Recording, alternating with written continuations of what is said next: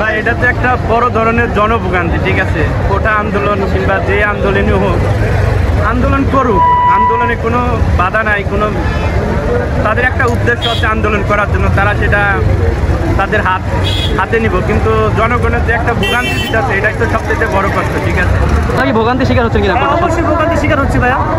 এই যে আমরা 4 রাস্তা ঘুরলাম, 4 রাস্তা বন্ধ, এখন তো ভোগান্তি শিকার হচ্ছে।